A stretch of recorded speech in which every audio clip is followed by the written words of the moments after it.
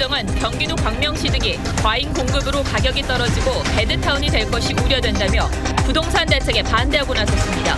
9.13 대책 이후에도 집값 상승에 대한 심리지수는 3년여 만에 가장 높았습니다. 한국당 심재철 의원이 청와대 직원들이 2억 5천여만 원의 회의 수당을 부당 지급받았다는 의혹을 새로 제기했습니다.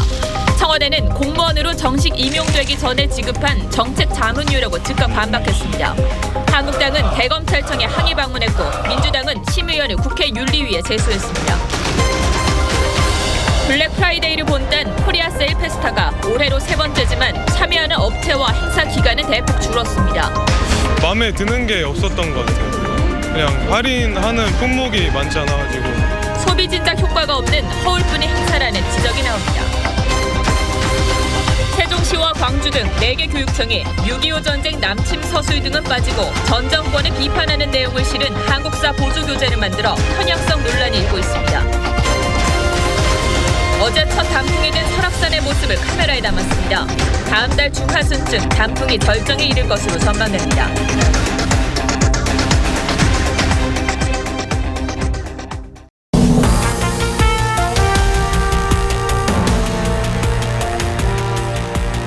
여러분 안녕하십니까?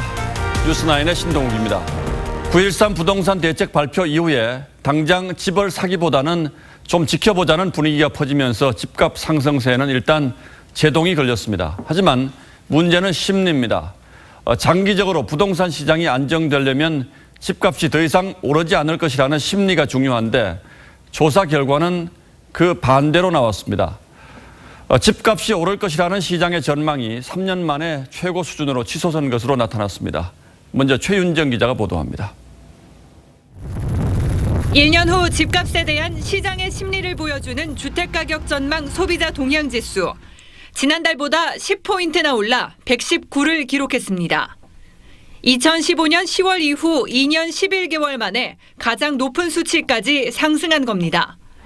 한국은행의 조사 기간은 지난 9월 10일부터 17일로 9.13 대책 발표 이후의 상당 기간을 포함하고 있습니다. 집값이 오를 것이라는 인식이 오히려 확산돼 정책 초기의 심리 싸움에서는 일단 실패했다는 진단이 나옵니다. 8.27 대책을 보시면 규제와 공급이라는 두 단어로 표현을 할 수가 있는데요.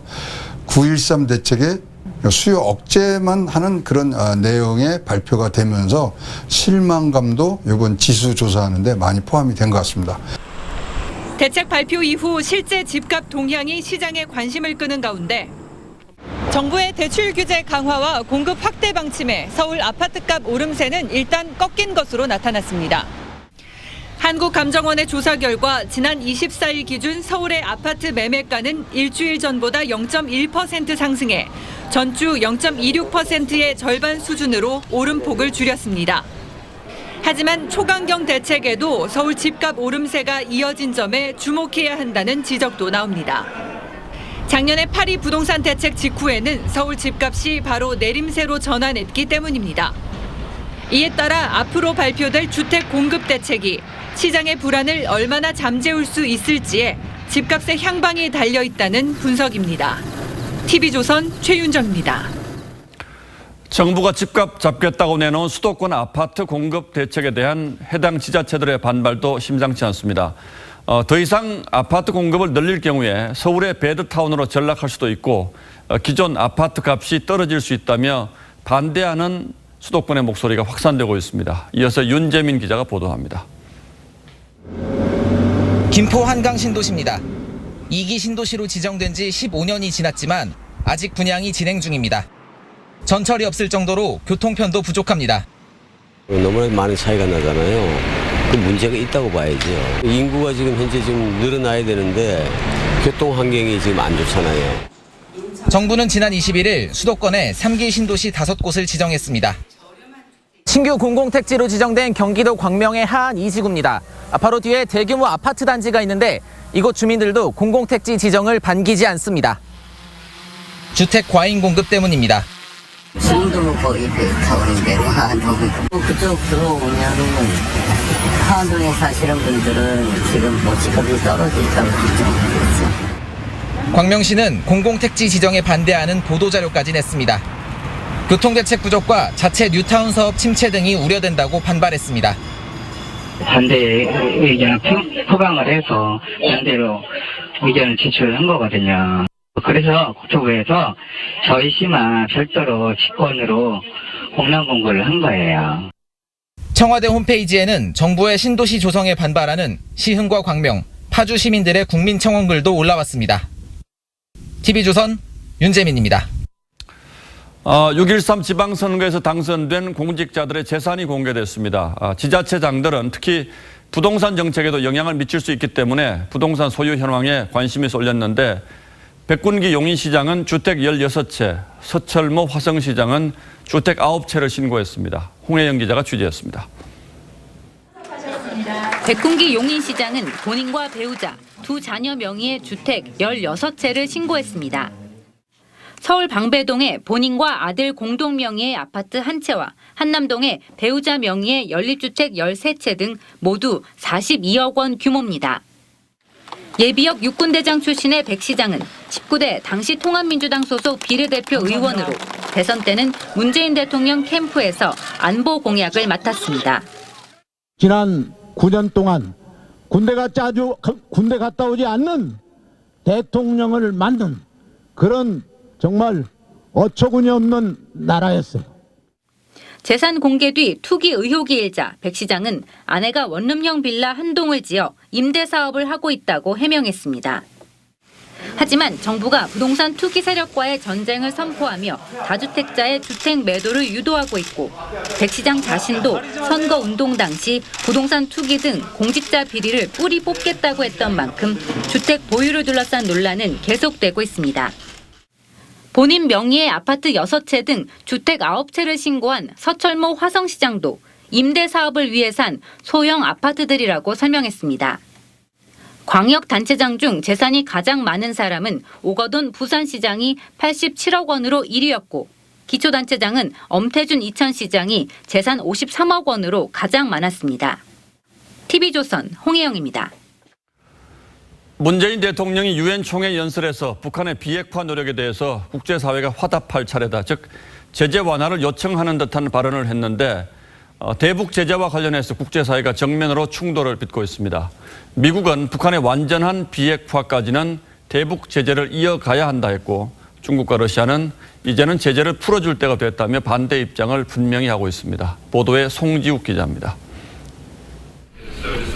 유엔 안보리 장관급 회의를 주재한 폼페이오 장관. 북핵 외교의 새 시대가 열렸다고 말했습니다. Now we're at the dawn of a new day. We must not forget what's brought us this far. 하지만 최종 비핵화 때까지 제재는 계속돼야 한다는 입장을 분명히 했습니다. 특히 대북 정제유 공급을 제한한 안보리 결의가 제대로 지켜지지 않고 있다며 중국과 러시아 등을 겨냥했습니다.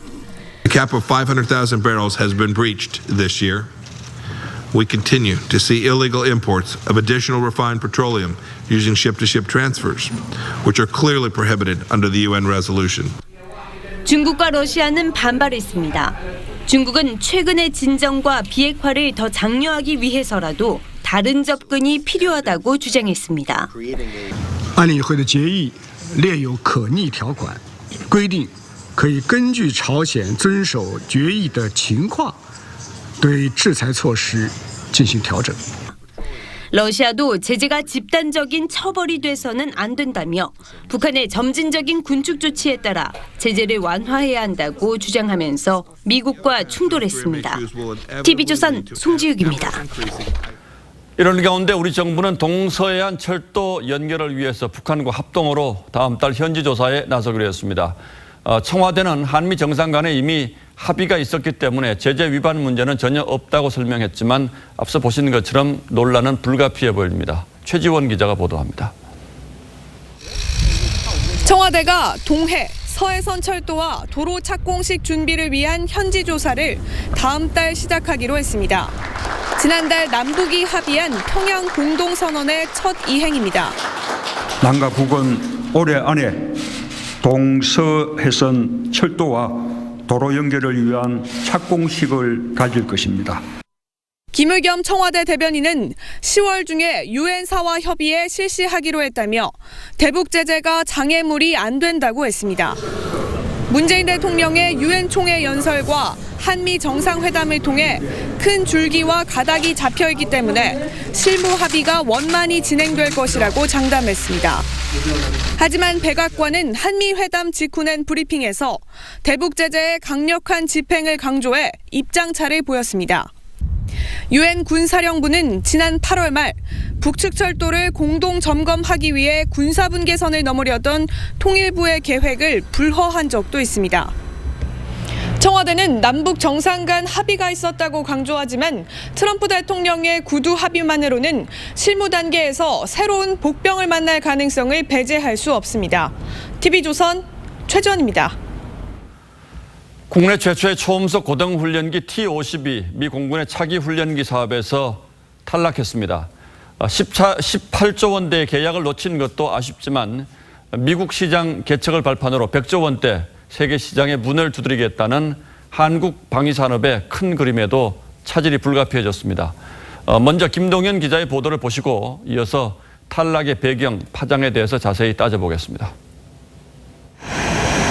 15년이 넘는 성능 평가 기간과 64대의 해외 수출 실적, F-35 등 차세대 전투기에 맞게 설계된 조작감, T-50은 성능 면에서는 부족함이 없었습니다. In Thailand, right now they send us to training the T-50 and TF-50 in Korea. The jet fighter in the new model is easy to do the next generation. 하지만 미국은 로키드 마틴과 손잡은 한국우주항공산업 카이 대신 보잉을 주축으로 하는 컨소시엄을 최종 계약자로 선정했습니다. 보잉 측이 미 공군이 책정한 160억 달러의 절반 수준인 92억 달러를 가격으로 써낸 탓입니다. 미국을 교두보 삼아 100조 원대 해외 시장을 개척하겠다는 전략에도 차질이 생겼습니다. 군수 시스템을 갖다가 채택을 하게 되면 다른 나라들도 따라서 그 미국 시스템을 채택하게 되는 경우가 많기 때문에. 하지만 사업 입찰 과정에서 카이가 대대적인 검찰 수사를 받고 최근 마리논 헬기가 추락하는 등의 사건이 악영향을 미친 게 아니냐는 관측도 나옵니다. 로키드 마틴과 보잉 간의 미국 국내 방위 산업계의 역학관계가 근본적인 탈락 배경이라는 지적도 나옵니다. TV조선 김동윤입니다. 보신 것처럼 가장 큰 이유는 경쟁 상대인 미국의 보잉사가 거의 덤핑에 가깝게 가격을 내린 게 결정적인 이유가 됐습니다. 하지만 이것 말고 다른 이유는 없었는지 강동훈 기자와 따져보도록 하겠습니다. 자, 강 기자. 예. 보잉이 워낙 싼 값을 제시하긴 했군요. 그런데 미국 정부가 이것만 가지고 결정했을 리는 없을 텐데요. 예, 맞습니다. 그런데 주된 이유는 물론 가격입니다. 예. 하지만 이 절반 가격에 더 많은 비행기를 주겠다는 것을 거부할 이유는 없으니까요. 그런데 이 가격도 가격이지만 미국 정부의 정치적인 배려도 있다는 분석도 나오고 있습니다. 정치적 배려라고요? 예, 그렇습니다. 그동안 보잉은 미국 전투기 수주 경쟁에서 연속으로 로키드 마틴에 패했습니다. 그래서 미국 정부는 로키드 마틴이 이 전투기 사업을 독점하는 것을 막기 위해서 이번 고등훈련기 사업을 보잉사에 넘겼다는 이야기가 있습니다. 자, 거기다가 미국 국방부 2인자인 패트릭 세너엔 부장관이 보잉사 부사장 출신인 점도 영향을 미쳤을 수 있습니다. 그런데 트럼프 대통령이 그동안 미국 우선주의를 외쳐온 것도 이번 결정과 관련이 있다, 이런 얘기도 있던데요? 예, 맞습니다. 보잉사가 강조했던 부분도 바로 이 부분입니다. 보잉사는 훈련기의 90%를 미국 내 공장에서 만들어서 17,000여 명의 고용 창출 효과를 약속했습니다. 트럼프의 이른바 아메리카 퍼스트와 맞아떨어진 거죠. 그에 반해서 로키드 마틴과 카이 측은 훈련기 60에서 70%를 미국 내 공장에서 제조할 수 있고 200명 이상의 직원을 고용하겠다고 했습니다. 표면에 드러난 계획만 봐도 보잉이 트럼프 행정부 입장에서는 더 끌리는 조건이었습니다. 자, 그런데 우리가 사업을 준비하는 과정에서 이 카이 사장이 교체되지 않았습니까? 예. 이게 영향을 미치지 않았을까요? 그렇습니다. 예, 아예 없다고 볼 수는 없습니다. 이 하성룡 전 사장은 이 저가 수주를 하더라도 사업을 따내는 게 우선이고 여기서 생기는 적자는 F-35를 구입하는 나라 등 다른 국가에서 충당하면 된다는 전략인 반면에 현재 김저원 카이 사장은 손해를 봐가면서까지 사업을 할 수는 없다. 이런 입장이었던 것으로 알려졌습니다. 그래서 이런 전략의 차이도 이 수주 실패에 영향을 미쳤을 것이라는 평가가 군대 내에서는 나오고 있습니다. 하지만 하 전 사장도 이 보잉사가 절반 가격을 내놓을지는 예상하지 못했습니다. 자, 어쨌든 T-50은 뭐 우리 방위산업 전체가 심혈을 기울여서 만든 작품인데 이번 수주 실패로 수출에는 타격이 불가피하겠군요. 예, 맞습니다. 일단 이번 수주 실패로 T-50A는 이 미 공군이 외면한 기종 이런 낙인이 찍히게 되죠. 이 앞서 리포트에서 나온 것처럼 이 그동안 동남아시아와 남미 시장 등을 겨냥했던 수출 전선에 상당한 제동이 걸리게 될 수도 있습니다. 당초 카이 측은 이번 사업 수주에 성공할 경우에 2025년 미 해군 훈련기 650여 대에 33조 원, 그리고 제3국 시장 수출 50조 원 등 이 사업 규모가 100조 원대로 확장할 수 있다고 전망했었는데 결국 전면 수정이 불가피해졌습니다. 예, 강 기자 잘 들었습니다.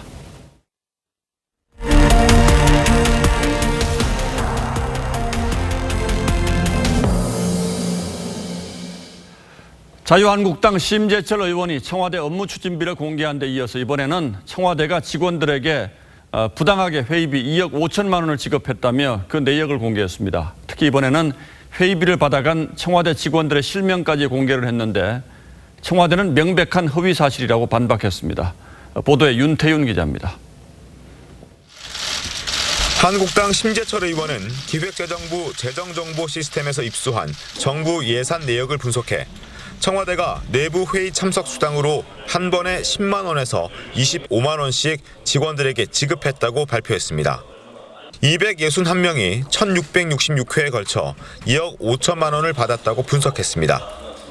윤건영 국정상황실장과 송인배 정무비서관 등이 21차례 315만 원을 받아 가장 많았고 탁현민 선임행정관은 135만 원을 9번에 걸쳐 백원우 민정비서관은 75만 원을 5번에 걸쳐 받은 것으로 나타났습니다. 정식으로 임명도 되지 않은 직원들한테 청와대가 급여를 지원해 준 것은 법적으로도 근거가 없을 뿐만 아니라 심각한 도덕적 해이입니다. 청와대는 인수위원회 없이 출범했던 정부 특성상 정식 임용에 앞서 월급 대신 최소 자문수당을 규정대로 지급했다고 해명했습니다. 일한 횟수만큼 자문수당을 지급한 것입니다. 부당한 지급이라 하고 공무원 신분으로 그 수당을 지급받았다 하는 부분은 명백하게 잘못된 부분입니다. 지급 기간도 현재까지가 아니라 지난해 6월 30일까지, 인원도 261명이 아니라 129명, 2억 5천만 원이 아니라 4억 6천여만 원을 지급했다고 설명했습니다. 심의원이 수당을 수령한 사람으로 공개한 청와대 직원 13명은 심의원 고소를 검토 중인 것으로 전해졌습니다. TV조선 윤태윤입니다. 자, 이렇게 국정감사를 앞두고 심재철 의원 측과 청와대 공방이 갈수록 치열해지고 있는데 자유한국당 의원 60여 명이 오늘 대법원과 검찰청을 항의 방문했습니다. 여당은 심재철 의원이 국가기밀을 유출했다며 윤리위에 제소하기로 했습니다. 백대우 기자입니다. 자유한국당 의원들이 대형 버스에서 내려 대검찰청 쪽으로 줄지어 이동합니다. 정치검찰 각성하라고 적힌 피켓 등을 들고 심재철 의원실 압수수색에 항의했습니다. 기습 압수수색을 단행한 이 부분에 대해서는 어떤 경우든 의회 민주주의를 지켜나가는 그런 결렬한 의지로 싸워나갈 것이라는. 한국당 의원들은 이어 대법원을 방문해 중심을 똑바로 잡아달라고 항의했습니다. 한국당은 반의회주의 폭거를 자행했다며 김동연 기획재정부 장관과 박상기 법무장관 해임 건의안 발의를 검토하겠다고 예고했습니다. 국회 기획재정위원회 소속 민주당 김정우, 강병원 의원이 국회의원과를 방문해 심재철 의원 징계 요구안을 접수했습니다.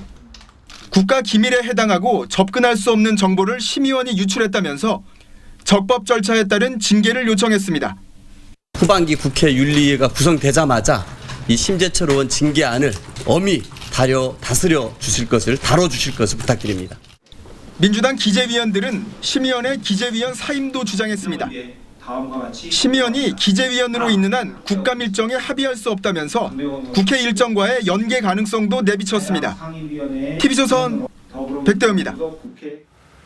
유은혜 교육부 장관 후보자를 둘러싼 논란도 가라앉지 않고 있습니다. 야권의 강력 반발에도 불구하고 문재인 대통령이 유 후보자 임명을 강행할 것으로 보이자 일부 학부모 단체가 유 후보자 지명 철회를 요구하고 나섰습니다. 이유경 기자가 취재했습니다. 유은혜 교육부 장관 후보자에 대한 인사청문 경과보고서 채택 2차 데드라인은 다음 달 1일입니다.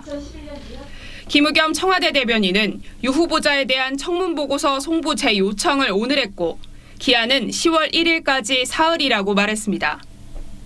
국회는 어제 유 후보자 청문보고서 채택을 논의하려고 했지만 자유한국당 등 야당의 반대로 무산됐습니다. 회의를 제대로 진행 못한 거에 대해서 제가 용서를 빌겠습니다. 29일과 30일이 주말인 점을 감안하면 채택이 가능한 날은 다음 달 1일 하루뿐입니다. 야당의 반대가 분명한 상황에서 청문보고서 채택 가능성은 난망합니다. 최초 50대 여성 교육부총리의 기대가 무색하도록 의혹 종합 세트였습니다. 하지만 문 대통령은 유 후보자 임명을 강행할 것으로 보입니다. 김상조 공정거래위원장을 비롯해 강경화, 송영무, 홍종학 장관 등도 보고서 채택 없이 임명됐습니다. 일부 교육시민단체들도 유 후보자에 대한 지명 철회를 요구하고 나섰습니다. 1년짜리 시한부 장관을 하겠다는 유 후보자의 발상 자체가 후화무치하고 야당의 반발과 일부 학부모들의 반대에도 유 후보자가 임명될 경우 국정감사 등을 앞둔 10월 국회는 여야 싸움터가 될 가능성이 높아 보입니다. TV조선 이유경입니다. 배우 김부선 씨가 진실 공방을 벌이고 있는 이재명 경기지사를 상대로 형사소송에 이어 민사소송도 걸었습니다. 명예가 훼손됐으니 3억 원을 배상하라며 고소장을 냈습니다. 그러면서도 지금이라도 사과하면 용서하겠다고 했습니다. 김주영 기자입니다. 배우 김부선 씨가 열흘 만에 다시 고소장을 들고 포토라인에 섰습니다. 진실을 국민들한테 알리고 사과한다면 변호사님 동의 없이도 저는 용서할 수 있습니다. 지난 18일 서울 남부지검에 이재명 경기도지사를 공직선거법 위반 혐의로 형사고소한 데 이어 오늘은 이 지사를 상대로 3억 원의 손해배상 청구 소송을 냈습니다. 김 씨는 이재명 지사가 SNS와 언론 인터뷰에서 자신과 딸의 명예를 수차례 훼손시켰다며 자택 주변인 이곳 동부지법에 고소장을 제출했습니다. 김 씨는 과거 이 지사와 자신이 연인 관계였다고 주장하지만 이 지사는 사실 무근이라고 맞서고 있습니다.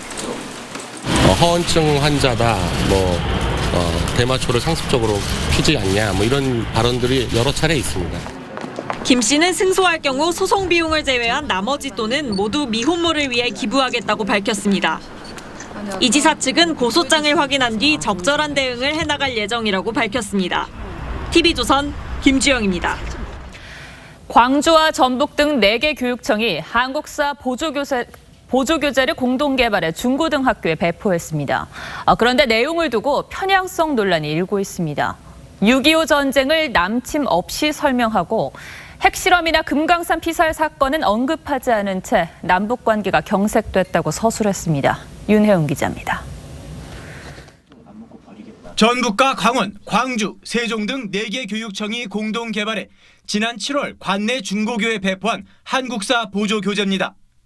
중학교 교재의 6.25 부분을 보면 남과 북은 양쪽 모두 힘으로 상대방을 무너뜨리려 했다며 둘 다 잘못했다는 듯이 서술합니다. 북한의 남침이나 대한민국이 합법정부라는 설명은 없습니다. 일부러 뺐다는 것은 좀 지나친 생각이시고 주제 중심이나 지역사 중심으로 내용을 구성하는 과정에서 모든 내용이 포함되지는 않은 것으로. 고등학교 교재는 고아가 미군의 군화를 닦아주고 연명했다거나 미군에 의해 피란민이 폭격을 당했다며 미군을 부정적으로만 묘사하고 미군이나 유엔군이 참전에 희생한 부분은 설명하지 않습니다. 또 금강산 관광객 피살이나 6차 핵실험 등 북한의 원인 제공은 언급하지 않은 채 남북 교류가 중단된 결과만 부각시켜 전 정부를 비판합니다. 우리나라의 진짜 역사를 가르치지 않고 오히려 좌편향된 왜곡된 역사를 가르치는 교육을 망치는 일을 하고 있는 것입니다. 해당 교재는 14,000여 부가 인쇄돼 4개 교육청 관내 800개 중고등학교에 배포됐습니다. TV조선 윤태웅입니다. 또 하나의 논란이 있습니다. 다음 달 제주에서 열리는 국제관함식에 일본 함선이 참가합니다. 문제는 일본이 군함에 우길기를 개양한다는 건데요. 우리 해군이 우길기를 달지 말아달라고 간접적으로 요청했지만 일본 정부는 그러면 불참을 검토할 것이라고 오히려 큰 소리를 쳤습니다. 전범기를 달고 우리 항에 들어오겠다는 일본. 오늘의 포커스입니다. 군함의 전투태세와 장병들의 군기를 검열하는 해상사열 의식인 관함식.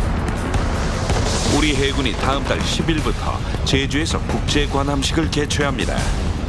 세계 해군이 한반도에 모여가지고 그 화합과 세계 평화를 기원하게 하는 축제의 장입니다. 우길기 어떻게 할 거예요?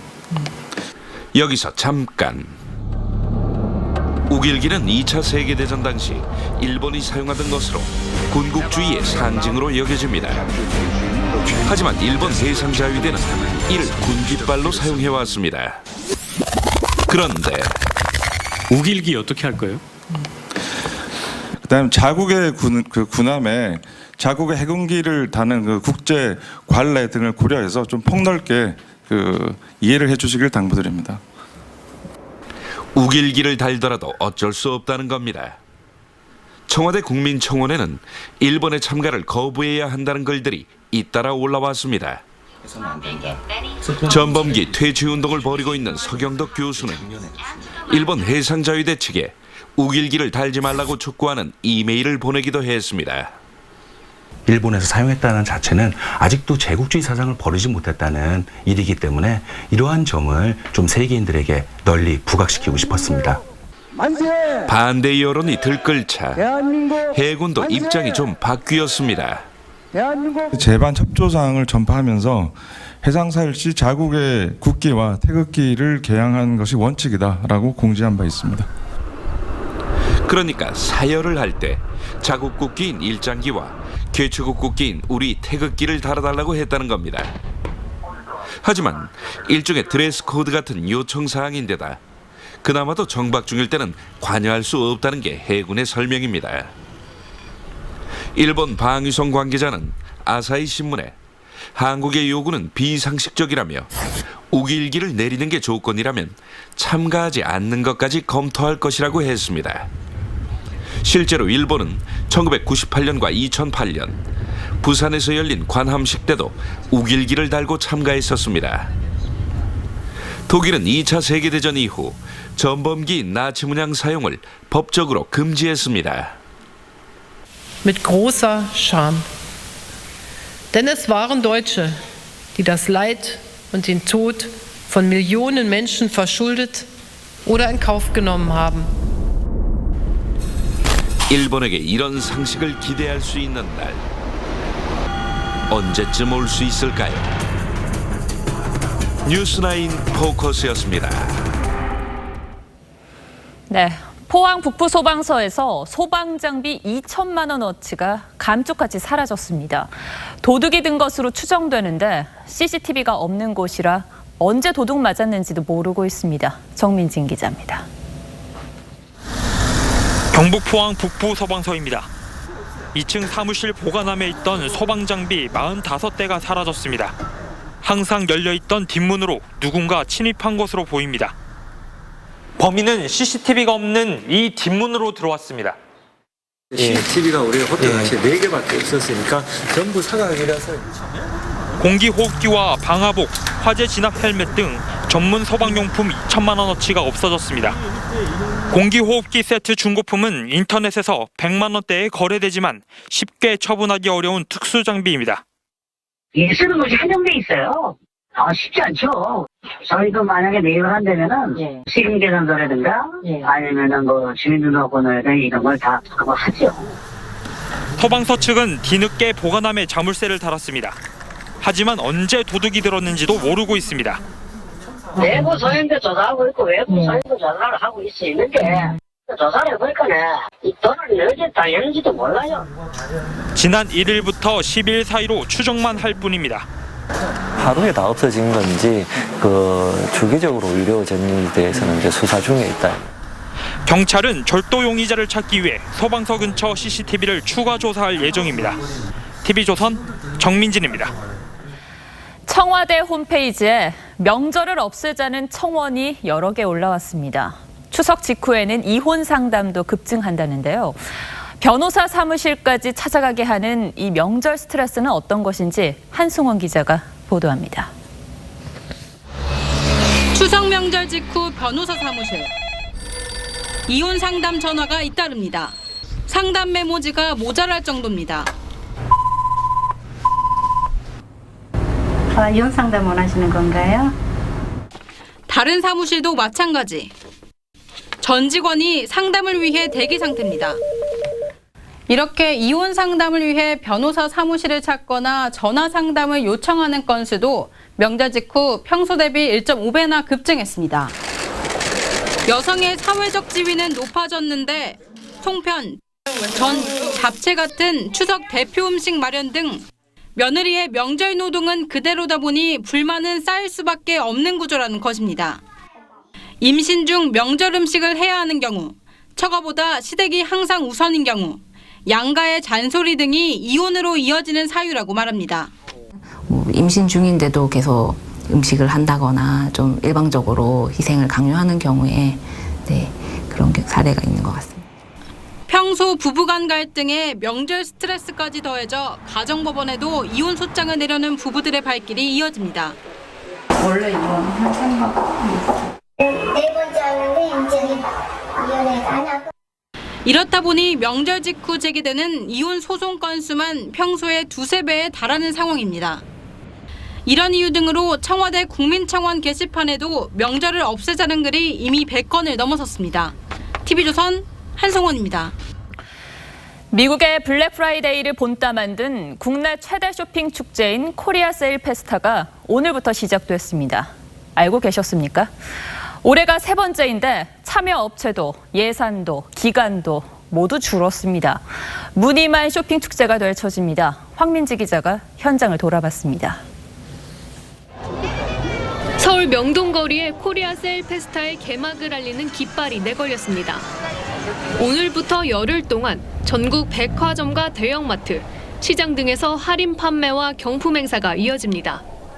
동절기에 필요한 김치냉장고, 후리스, 롱패딩 등의 다양한 품목을 최대 80% 정도 할인된 가격으로 준비하였습니다. 하지만 소비자의 닫힌 지갑을 열 수 있을지는 미지수입니다. 코리아 세일 페스타 홈페이지입니다. 20개의 대표 할인 상품이 공개돼 있지만 대부분 잘 알려지지 않은 브랜드입니다. 할인했다는 이 소파 가격은 인터넷 최저가보다 2만 원가량 비쌉니다. 제가 마음에 드는 게 없었던 것 같아요. 그냥 할인하는 품목이 많지 않아가지고. 유통업체들도 정부가 세일 행사에 숟가락만 얹은 느낌이라고 토로합니다. 가을 정기 세일이 원래 있던 기간에 추가 세일을 해야 되는 그런 부분이 있다 보니까 차별한다는데 큰 어려움이 있습니다. 참여업체가 지난해보다 10% 이상 감소한 가운데 예산은 작년 51억 원에서 올해 34억여 원으로 기간은 작년 한 달에서 올해 열흘로 줄었습니다. 코리아 세일 페스타가 미국의 블랙 프라이데이나 중국의 광군제처럼 1년을 손꼽아 기다리는 대표적인 쇼핑 축제로 자리 잡을 수 있을지 기로에 서 있습니다. TV조선 황민지입니다.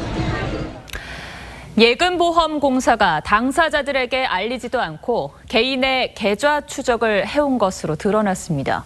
최근 7년 동안 6만 건 넘는 계좌를 들여다봤습니다.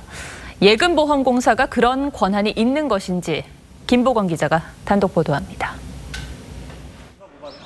건설업체 대표였던 A씨는 최근에서야 자신과 친분이 있는 160여 명이 계좌 추적을 500건 넘게 당한 사실을 알게 됐습니다. 예금보험공사는 14단계의 연결 계좌까지 추적했습니다. A씨와는 일면식도 없는 사람도 자신도 모르는 사이에 계좌 추적을 당했습니다. 수사기관에서 계좌 추적을 당하면 어떠한 경우라도 통보가 오게끔 돼 있거든요. 근데 그 받아본 사람이 전혀 없습니다. 예금보험공사가 2011년부터 지난해까지 모두 6만 5천 건의 계좌 추적을 했습니다. 계좌 추적 근거로 예금자 보호법을 들기도 했지만 대부분 금융실명법을 적시했습니다. 예금자 보호법에 따라 계좌 추적을 하면 당사자에게 통보해야 하지만 금융실명법으로 하면 통보 의무가 없습니다. 금융실명법은 금융회사 감독이 목적이기 때문입니다. 예금보험공사는 금융회사 감독을 위해 필요한 정보를 제공받을 수 있다는 금융실명법 규정을 들어 개인의 계좌도 추적할 수 있다고 주장합니다. 불공정 거래냐, 그러니까 뭐 예를 들면 주가 조작이나 이런 걸 한 사람, 그런 사람들은 당연히 개인이 될 수도 있고 기업이 될 수도 있다. 바른미래당 지상욱 의원은 예금보험공사가 편법으로 개인의 금융정보를 사찰한다고 지적합니다. 전 국민을 상대로 마구잡이로 전방위적으로 금융정보 사찰을 해왔었습니다. 예금보험공사에 부여된 과도한 사법적 권한을 회수하는 법 개정을 필요로 할 때입니다. 예보의 계좌 추적 6만여 건 중 검찰이 기소한 건 18건, 35명이었습니다. TV조선 김보건입니다.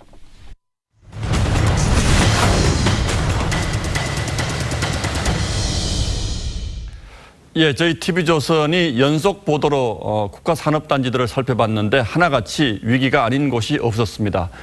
그렇다면 어떻게 해야 할 것인가? 그 대안을 서울의 구로산업단지에서 찾아보고 전문가들의 의견도 들어봤습니다.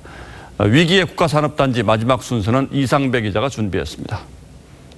1967년 4월 준공된 우리나라 최초의 국가공업단지인 서울 구로공단입니다. 출범 초기 31곳에 불과했던 업체 수는 3년 만에 100곳으로 늘었습니다. 7, 80년대에는 국가 대표 산업단지로 성장했습니다. 90년도에는 근로자 수가 5만여 명에 달했고 수출액은 40억 달러를 기록하기도 했습니다. 하지만 8년 만에 반토막이 나며 위기를 맞았습니다.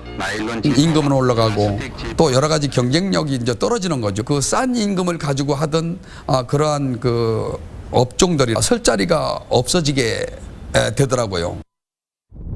20여 년이 지난 구로공단. 이제 고층 빌딩과 IT 업체들이 즐비합니다. 서울 디지털 산업단지는 9,700여 개의 업체, 15만 명의 근로자들이 모여있는 국내 대표 IT 산업단지로 자리매김했습니다. 제조업에서 지식기반 산업으로 산업 클러스터를 바꾼 것이 위기를 탈출할 수 있었던 원동력이었습니다. 협업하고 또 이제 정보를 공유할 수 있는데 굉장히 이점이 있더라고요.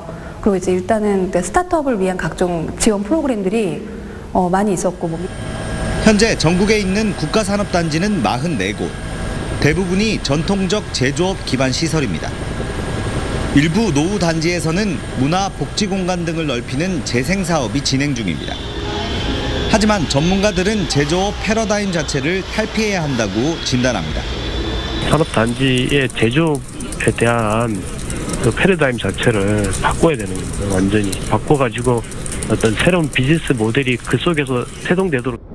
위기의 산업단지를 살리기 위해서는 산업 기반 자체를 바꾸는 꾸준하고도 장기적인 정부의 지원 대책이 필요해 보입니다. TV조선 이상배입니다. 혼자 사는 1인 가구가 늘고 있다는 건 이제 새삼스러운 뉴스도 아닙니다만 그 수치가 우리가 상상한 것 이상이라는 통계 자료가 나왔습니다. 이런 현상이 의미하는 우리 사회의 변화를 박상현 기자와 함께 생각해 보도록 하겠습니다. 자, 박 기자, 네. 1인 가구가 얼마나 늘었습니까? 네, 지난해 기준으로 봤을 때 혼자 사는 가구는 전체의 28.6%인 562만 가구입니다. 예. 그러니까 10가구 중 3가구는 1인 가구인 셈인 거죠. 27년인 2000년에 비해서 약 2.5배로 부쩍 늘었습니다. 2015년부터 1인 가구는 이미 가장 흔한 가구 형태가 됐고 그 이후로도 점점 많아지고 있다는 겁니다. 예, 혼자 사는 사람들의 모습을 보여주는 TV 프로그램이 인기를 끄는 것도 바로 이런 현상 때문이 아닌가 생각이 되는데 그렇다면 1인 가구가 이렇게 급속히 느는 이유는 뭘까요? 네, 물론 여러 가지 요인이 있겠지만 가장 큰 이유는 미혼과 만혼의 증가로 볼 수 있습니다. 이 미혼 1인 가구가 전체의 43.8%로 가장 많습니다. 이 결혼을 안 하거나 늦게 하는 사람이 늘어나고 이들이 독립을 해서 사는 경우까지 증가하면서 1인 가구 숫자가 많아진 것으로 분석됩니다. 여기서 특이한 점은 결혼 이후에 발생한 1인 가구 사유의 변화입니다. 이 과거에는 35%가 사별을 이유로 혼자 살았는데 지금은 이혼으로 인해 혼자 사는 가구가 많아지면서 15%가 넘습니다. 여기에 평균 수명이 연장되고 독거노인이 늘어난 것도 1인 가구 증가의 한 원인으로 볼 수 있습니다. 자, 그런데 1인 가구들이 주로 어떤 집에서 사는지도 궁금한데요. 1인 가구의 주거 형태도 많이 바뀌었다면서요? 네, 그렇습니다. 미혼 1인 가구의 주거 형태는 예전에 자가나 전세에서 이제는 월세로 변하고 있습니다. 미혼 1인 가구의 월세 비중은 2000년 29.2%에서 15년 만에 49.9%로 부쩍 늘었습니다. 그러니까 미혼 1인 가구 2집 중 한 집은 월세를 산다는 겁니다. 여기에 주거 양극화도 뚜렷합니다. 결혼을 안 하고 혼자 사는 가구의 45.2%는 사용 방수가 1개인, 결국 단칸방 살이로 조사됐습니다. 반면 방을 4개 이상 사용하는 비율은 18.2%로 증가했습니다. 예, 정부의 부동산 정책이라든지 또 복지 정책도 이런 세태의 변화를 잘 반영을 했으면 좋겠군요. 박상현 기자, 잘 들었습니다. 네, 다음 뉴스입니다. 미 연방대법관 후보자 브렉 캐버노의 청문회장에서 성폭력 의혹에 대한 진실 공방이 벌어졌습니다. 캐버노 후보는 결백하다고 주장했지만 성폭력 의혹을 제기한 여 교수는 당시 상황이 기억 속에 각인돼 있다며 맞섰습니다. 이유진 기자입니다. 미 연방대법관 캐버노 후보의 청문회장. 고교 시절 캐버노에게 성폭행을 당할 뻔했다고 폭로한 포드 교수가 먼저 증언대에 섰습니다. 80년대 초반 메리랜드주의 한 모임에서 술에 취한 캐버노가 친구가 보는 앞에서 자신을 성폭행하려 했다며 당시 상황을 진술했습니다. Indelible in the hippocampus is the laughter, the uproarious laughter between the two, and they're having fun at my expense. 이후 30여 년간 심리적 후유증에 시달렸다는 포드 교수의 주장에 캐버노는 격앙된 어조로 결백을 주장했습니다. 자신과 가족의 명성이 짓밟혔다고 반발했습니다.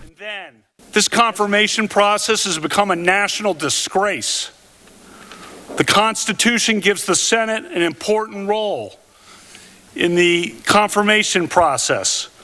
미국인들은 8시간 동안 이어진 진실 공방을 TV 생중계로 지켜봤고 청문회 직후 트럼프 대통령은 캐버노를 옹호하며 인준을 촉구했습니다.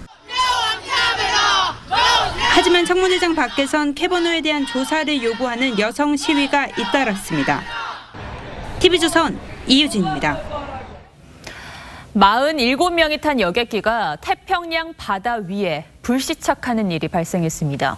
기상 상태가 좋지 않아 활주로를 제대로 찾지 못해 바다로 들어간 건데요. 인근 주민들이 어선을 타고 달려와서 탑승객 전원을 구조했습니다. 고서정 기자입니다. 여객기 한 대가 서태평양 바다에 반쯤 빠져 있습니다. 작은 어선들이 여객기 옆으로 몰려들어 구조 작업이 한창입니다. 현지 시간 28일 오전 10시쯤 승객과 승무원 47명이 탄 여객기가 공항에 착륙하려다 활주로에서 150m 떨어진 바다에 불시착했습니다. I thought we landed hard until I looked over and saw a hole in the side of the plane and water was coming in.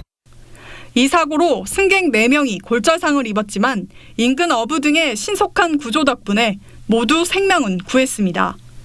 이 여객기는 파푸아뉴기니에서 출발해 미크로네시아 추크공항에 착륙할 예정이었는데 착륙 당시 폭우가 내리는 등 기상 조건이 나빴던 것으로 전해졌습니다.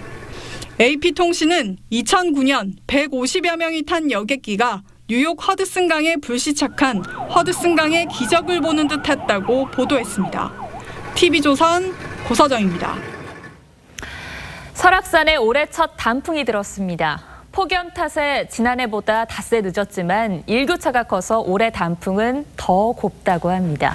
오색 단풍이 물든 설악산 대청봉의 모습을 카메라에 담아왔습니다. 이승훈 기자가 보도합니다.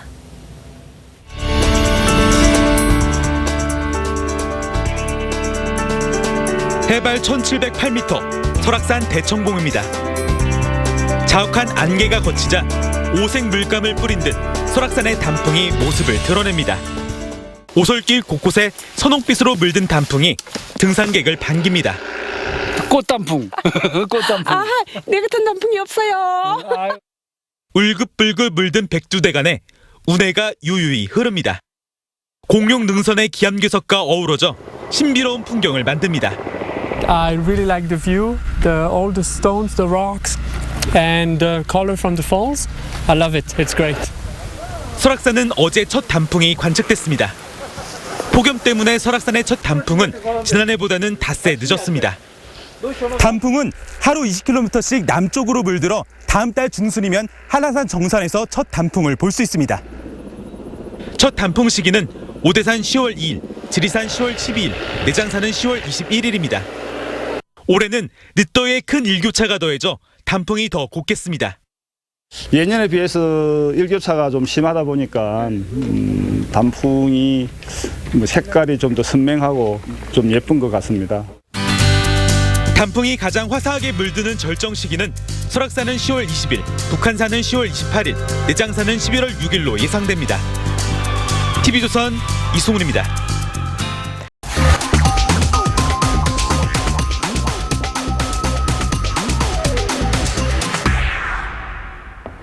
I read once musicians don't retire.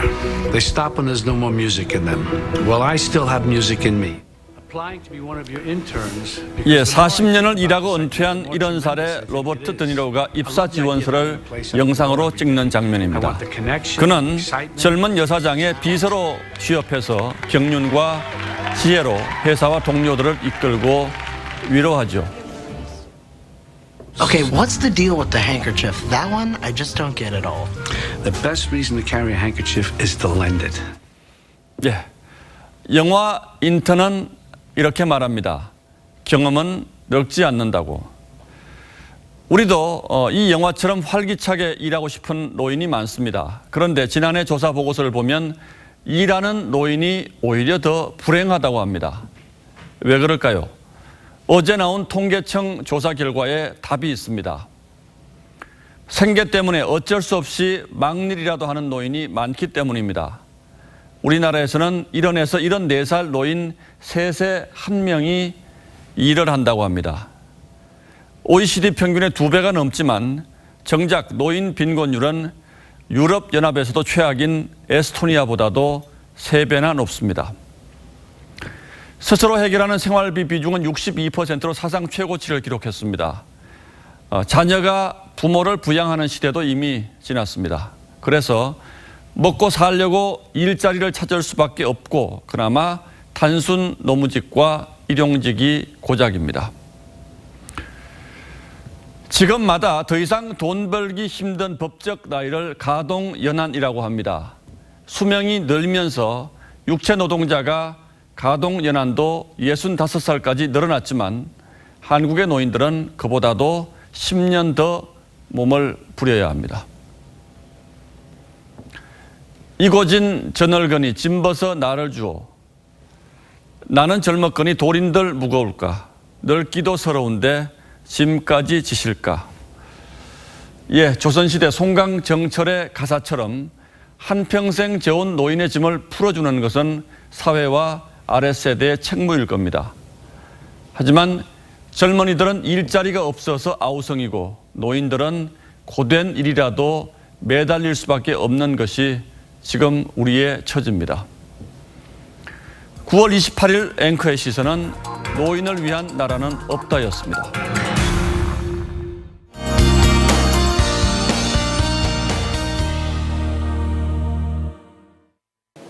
네, 곳곳의 풍경이 더욱 가을스러워지고 있습니다. 전북 정읍의 모습인데요. 농촌은 이제 황금빛 들녘 속에 가을 거지가 한창입니다. 이번 주말 가을 나들이 계획하셔도 좋습니다. 주중에 이어서 쾌청한 하늘이 이어지겠는데요. 다만 영남 해안과 제주는 내일과 모레 오전까지 비가 오겠습니다. 태풍 짜미가 일본 쪽을 향하면서 이 제주와 동해 또 남해안 지역의 날씨가 좋지 않은데요. 특히 해상은 파도가 높고 바람도 강하게 불겠습니다. 안전사고 유의하셔야겠습니다. 강한 세력의 태풍 짜미는 일요일 일본 가고시마 쪽까지 북상해서 이후 삿포로 부근까지 이동할 것으로 보입니다. 따라서 우리나라는 제주와 해안 지역으로만 주의를 하시면 되겠고요. 모레는 전국적으로 바람이 다소 강하게 불겠습니다. 내일 기온 오늘보다 조금 오릅니다. 아침 기온 지역에 따라 차이가 큰데요. 서울이 16도로 시작하겠고 또 강원 내륙은 한 자릿수로 시작을 하겠습니다. 낮 최고 기온은 서울 26도, 대구 23도, 광주 26도까지 오르겠습니다. 일요일인 모레는 낮 기온이 내일보다 3, 4도가량 크게 내려가겠습니다. 날씨였습니다. 예, 금요일 뉴스9은 여기서 모두 마치겠습니다. 시청해 주셔서 고맙습니다.